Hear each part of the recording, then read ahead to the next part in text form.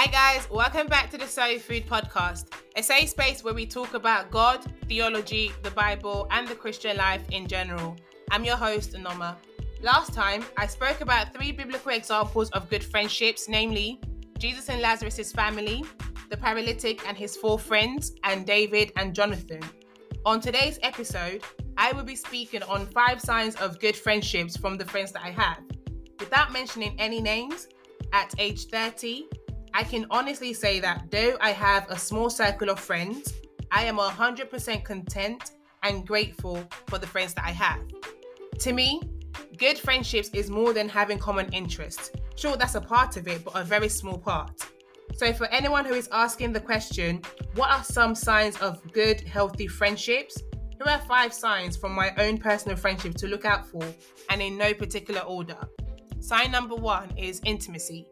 One of the dictionary definitions of the word intimacy is a close, familiar, and usually affectionate or loving personal relationship with another person or group.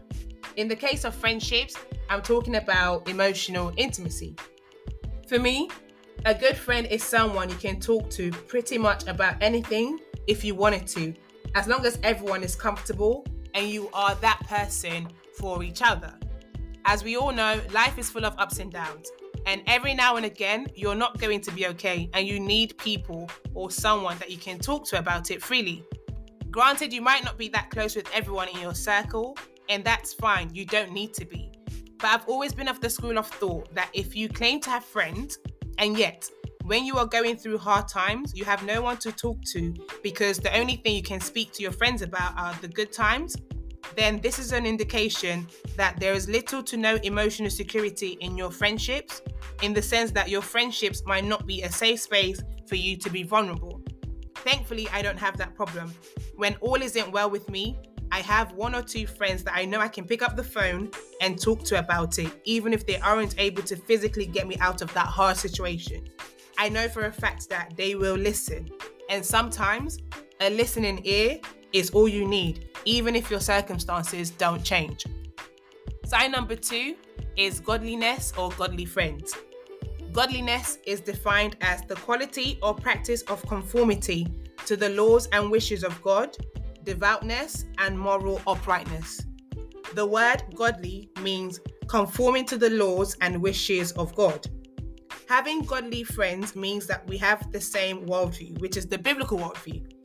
Having the same worldview means our values, morals, and beliefs are aligned, and those are foundational to the core of who you are as a person.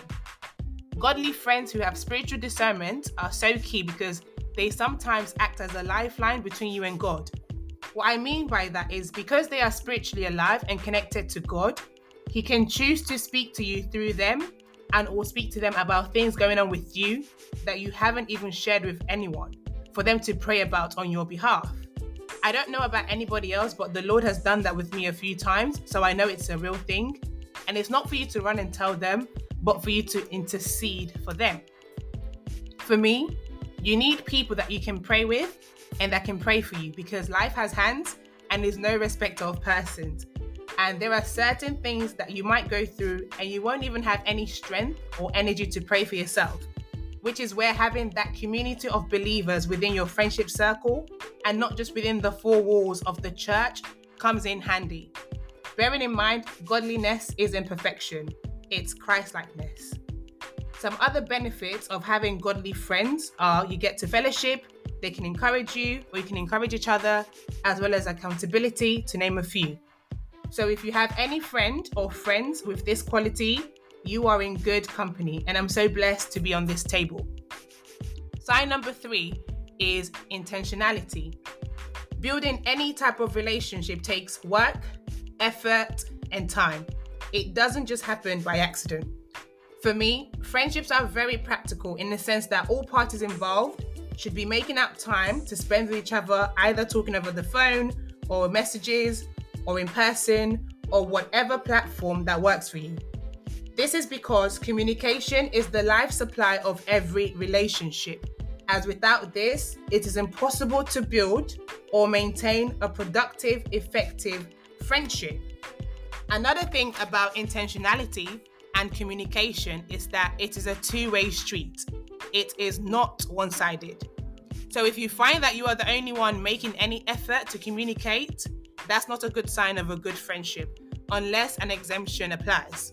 By an exemption, I mean, for example, your friend might be going through hard times, and during that season, you might have to make more of an effort to keep that line of communication open. Obviously, there are different levels of communication, but generally speaking, a good sign of a good friendship is that your efforts, time, and intentionality are mutual. Sign number 4 of a good friendship is that it is organic. What I mean by organic is that it happens naturally. You do not have to force a connection, let alone a whole friendship. Certain things like your personalities might be different, but outside of factors like that, you and your friends genuinely get on. In my friendships, we are our authentic selves. It's a no pretense zone, and that's what you want. I've never been one to force anything or pretend. I don't even know how to, and I don't want to learn either. And for the life of me, I've never understood people that are friends with others that they don't even like, or worse, people that are in friendships with people that they hate, resent, or hold in contempt. One of my aunties recently posted a WhatsApp status that said, "Know your place in people's lives and act accordingly. It's not pride, it's self-respect. 2 things you don't fight for, true love and true friends.